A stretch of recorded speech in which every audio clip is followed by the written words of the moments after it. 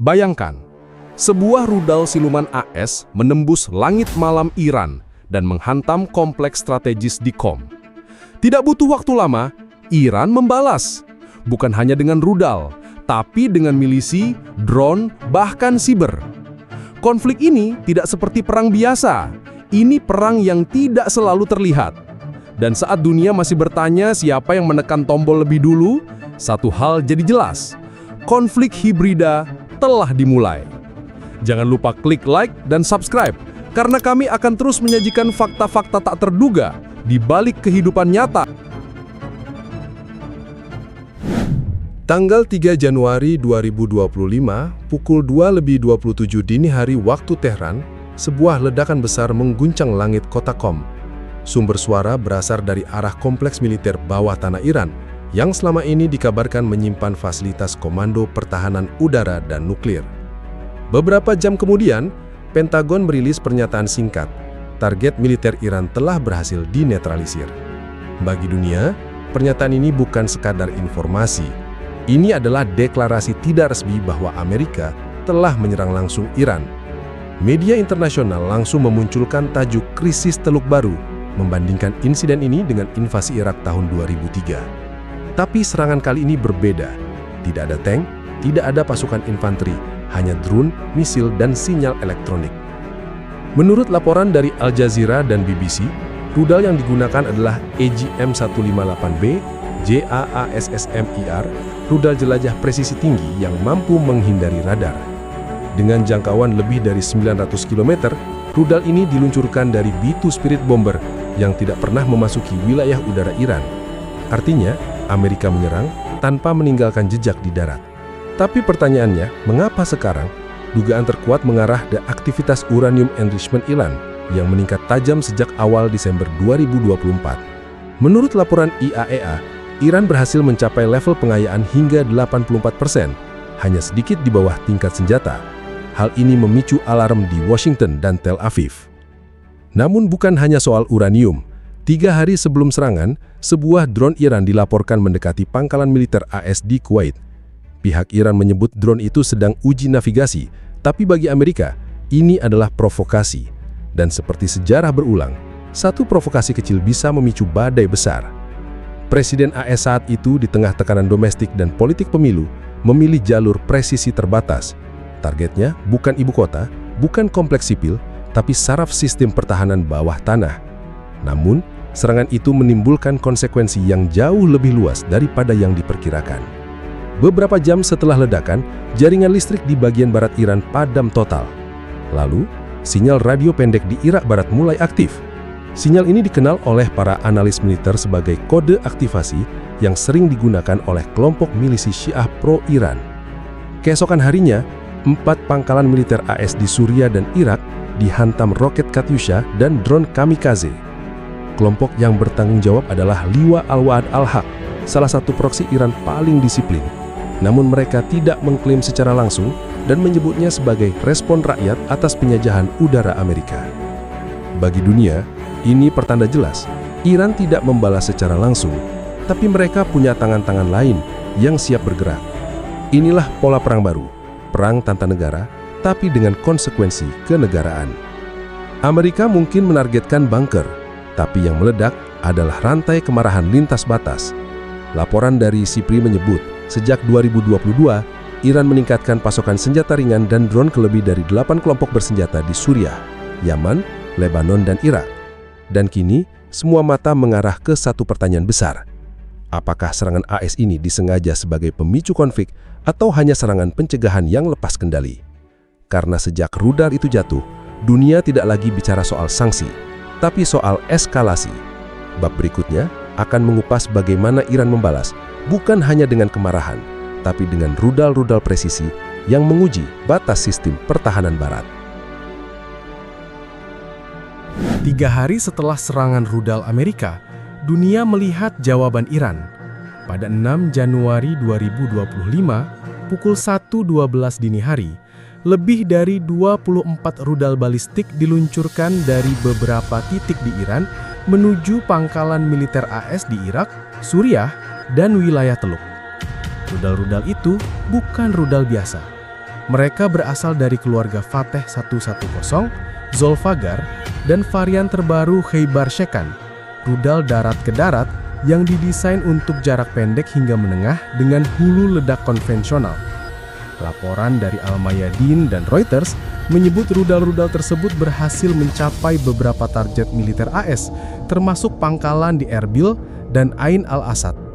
Meskipun sistem pertahanan seperti Patriot berhasil mencegah sebagian, beberapa tetap lolos. Ledakan mengguncang area perumahan militer AS, 3 tentara dilaporkan luka berat. Tapi, tidak ada korban jiwa. Pemerintah AS menyebut serangan itu tidak proporsional, namun terukur. Namun dari sisi Iran, serangan itu disebut hanya peringatan awal. Dalam siaran resmi IRIB, Komandan Pasukan Dirgantara IAGC menyatakan bahwa rudal kami bisa mencapai pangkalan di Teluk, Laut Merah, bahkan Mediterania. Propaganda? Mungkin. Tapi fakta lapangan menunjukkan peningkatan presisi. Menurut laporan intelijen militer Jerman yang bocor ke Der Spiegel, rudal Khaybar Shekan generasi baru mampu mengubah lintasan 3 kali sebelum mencapai target. Teknologi ini disebut Glide Phase Correction, kemampuan untuk tetap mengarah ke target meski dalam tekanan interferensi radar atau serangan elektronik. Selain rudal, Iran juga meluncurkan 14 drone Shahed 136 dari wilayah perbatasan. Drone-drone ini menyerang depo senjata AS di Irak Utara, beberapa berhasil ditembak jatuh, tapi 2 diantaranya mengenai konvoi logistik dan gudang amunisi. CNN merilis rekaman satelit yang menunjukkan kobaran api di pangkalan Al-Tanf, wilayah yang selama ini menjadi titik logistik pasukan koalisi barat di Suriah. Iran tidak pernah mengakui keterlibatan langsung, tapi semua tanda menunjuk ke sana. Yang membuat dunia tercengang bukan hanya koordinasi serangan, tapi kecepatannya. Dalam waktu kurang dari 72 jam, Iran berhasil melakukan serangan terkoordinasi di 5 titik berbeda. Ini bukan respons reaktif, ini adalah operasi penuh. Beberapa analis dari RAND Corporation dan Foreign Policy menyebut bahwa Iran kini bukan sekadar pemain reaktif dalam konflik, mereka telah bertransformasi menjadi operator strategis dengan kendali atas eskalasi dan distribusi kekuatan. Namun publik dunia tetap bertanya, apakah ini benar-benar presisi atau sekadar pamer kekuatan? Karena meski kerusakan terjadi, tidak ada korban jiwa dari pihak AS. Apakah ini kesengajaan atau keterbatasan? Banyak yang percaya bahwa Iran dengan sengaja mengatur intensitas, menyerang tanpa membunuh untuk menghindari perang total, tapi tetap menunjukkan kemampuan. Laporan dari SIPRI menunjukkan bahwa sejak 2020, Iran lebih banyak mengembangkan rudal dengan akurasi tinggi dan hulu ledak terbatas daripada meningkatkan kekuatan destruktif. Tujuannya, dominasi psikologis, bukan kehancuran fisik. Sementara itu, narasi dalam negeri Iran memperlihatkan kemenangan besar. Di berbagai kota seperti Mashhad, Qom, dan Tehran, mural baru muncul. Gambar rudal menembus pangkalan AS dengan tulisan "Balas Setimpal". Warga turun ke jalan merayakan resistensi yang sah. Ini bukan sekadar operasi militer. Ini adalah pertunjukan kekuatan yang dikoreografikan rapi untuk konsumsi internal dan eksternal. Pertanyaannya kini berubah. Jika Iran bisa mengatur eskalasi sepresisi ini, lalu bagaimana mereka mengendalikan seluruh front proksi mereka? Apakah semua ini adalah satu naskah besar yang sedang dijalankan? Karena ketika rudal meledak, bayangan pasukan-pasukan tak berseragam mulai muncul di garis depan konflik. Jika rudal adalah suara Iran di langit, maka proksi adalah tangan-tangan senyap mereka di darat. Dan kini, tangan-tangan itu mulai bergerak. Di Irak, kelompok Kataib Hizbullah dan Harakat Al-Nujaba mulai menampakkan diri setelah serangan udara AS. Mereka mengenakan seragam sipil, membawa roket buatan lokal, dan menyatakan diri sebagai pasukan pembebasan wilayah Syiah. Beberapa hari setelah serangan Fordo, pangkalan AS di Erbil diserang 5 kali dalam waktu 48 jam. Tapi bukan oleh negara, oleh milisi. Dengan drone, dengan mortir, dengan metode perang gerilya yang khas. Menurut laporan BBC dan Deutsche Welle, Serangan ini tidak mungkin terjadi tanpa koordinasi tingkat tinggi, dan koordinasi itu tidak mungkin terjadi tanpa Iran. Tapi medan perang proksi tidak hanya di Irak. Di Lebanon Selatan, Hizbullah memperkuat posisi dengan rudal permukaan ke udara. Di Yaman, Houthi meluncurkan drone ke arah kapal logistik barat di Laut Merah. Satu drone bahkan menabrak kapal tanker komersial di perairan Oman. Amerika menyebutnya eskalasi yang disengaja. Iran menyangkal, tapi pola ini terlalu rapi untuk dianggap kebetulan. Laporan dari SIPRI menyebutkan bahwa sejak 2017, Iran secara sistematis membangun jaringan milisi bersenjata dengan dua misi utama: melindungi kepentingan Iran dan menimbulkan gangguan asimetris terhadap musuh.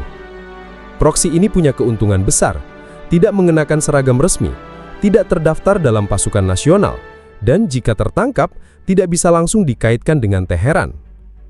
Lebih dari itu, mereka memanfaatkan kekacauan pasca perang di Suriah dan Irak untuk menyusup ke dalam struktur sosial. Banyak yang menjadi relawan bantuan, guru agama, bahkan penjaga perbatasan lokal. Tapi satu hal membuat mereka mematikan. Mereka setia bukan pada negara, tapi pada ideologi. Mereka percaya diri mereka sedang membela umat, bukan Iran. Inilah mengapa mereka sulit dipadamkan. Serangan terhadap mereka justru membuat mereka semakin kuat.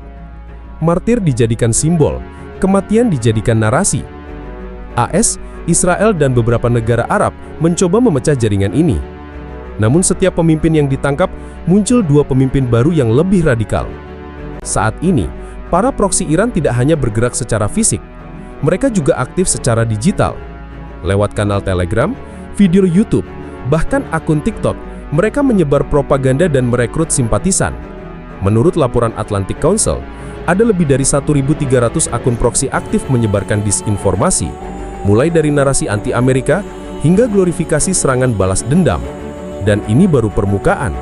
Di balik layar, Iran memiliki unit khusus, dikenal sebagai Unit 840 dalam pasukan Quds, yang bertugas mengatur operasi luar negeri, termasuk dukungan senjata dan pelatihan milisi.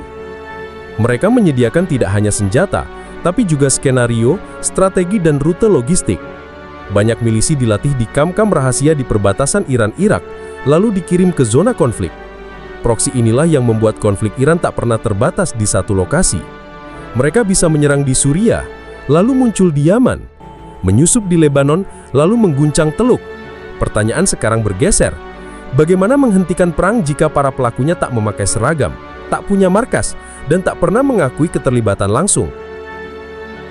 Ketika rudal-rudal berhenti mengudara dan milisi kembali ke bayang-bayang, Iran tidak diam.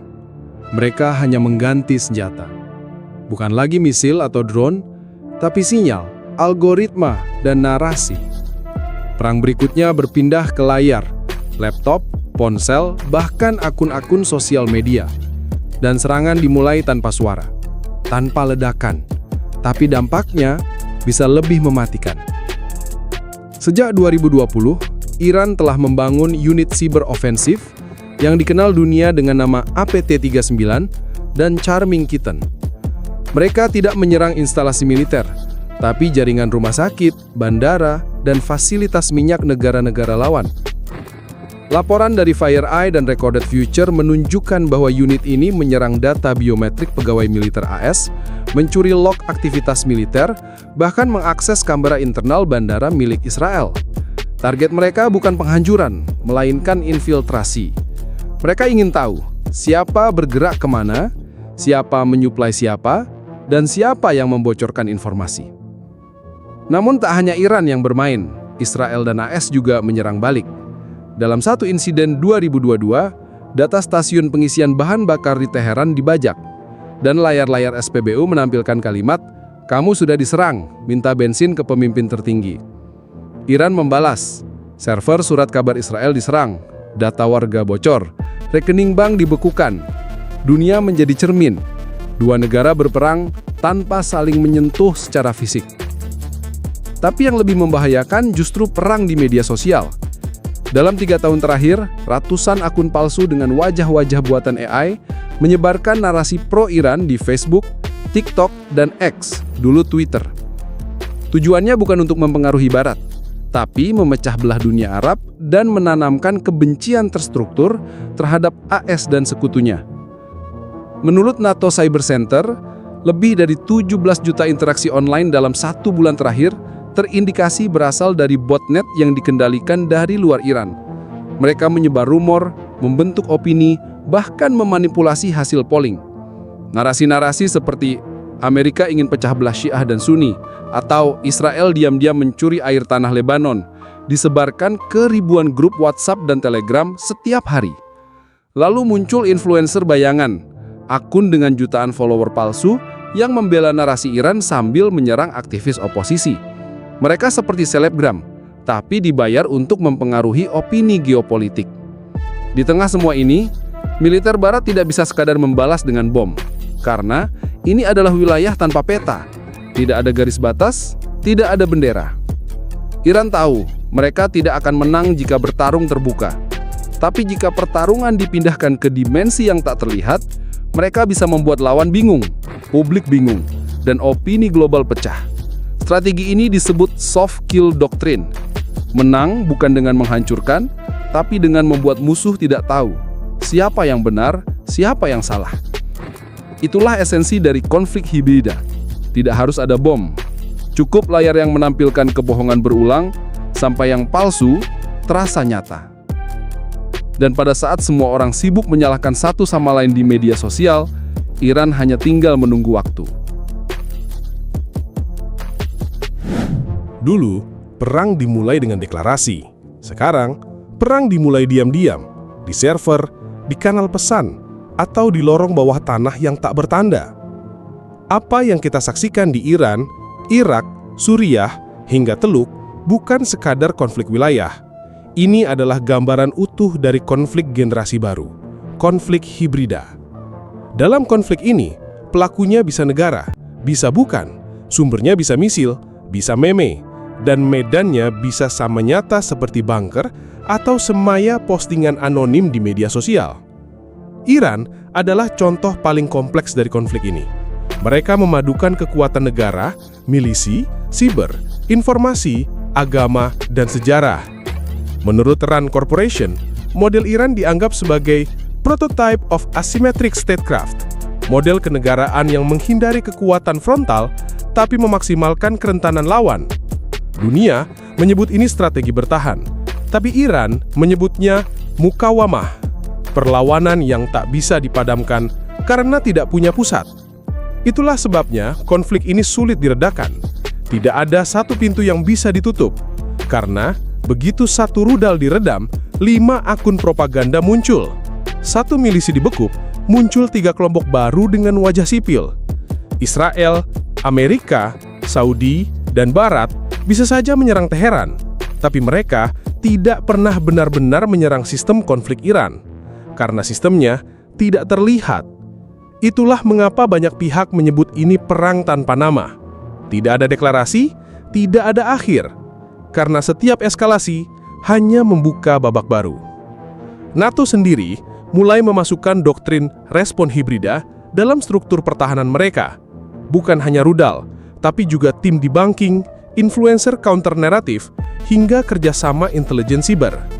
Laporan dari Brookings Institution menunjukkan bahwa negara-negara seperti Polandia, India, dan Turki mulai membentuk unit respon cepat hibrida, gabungan pasukan digital dan fisik. Karena semua tahu, dunia baru ini bukan tentang menang, tapi tentang bertahan dari kekacauan yang tak pernah selesai.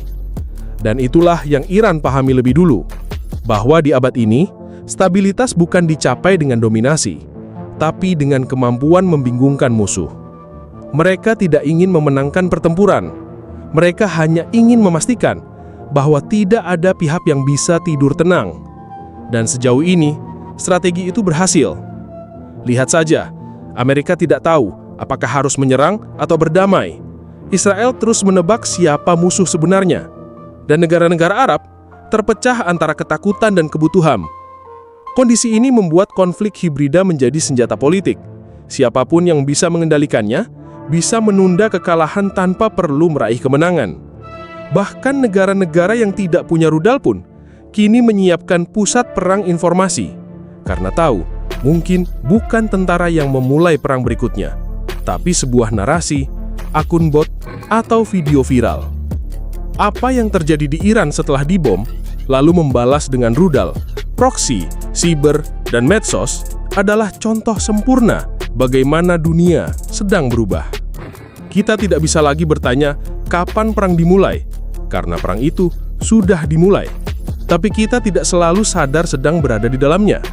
Dan mungkin inilah era paling berbahaya, karena dunia tidak sedang berjalan menuju perang. Dunia sedang diam-diam berada di tengahnya. Konflik hibrida tak punya garis depan, tak punya pasukan tetap, tapi ia punya satu kekuatan yang sulit dikalahkan: keraguan. Terima kasih sudah menonton Jelajahi Fakta. Jangan lupa klik like, tinggalkan komentar, dan subscribe agar kamu gak ketinggalan fakta mengejutkan lainnya.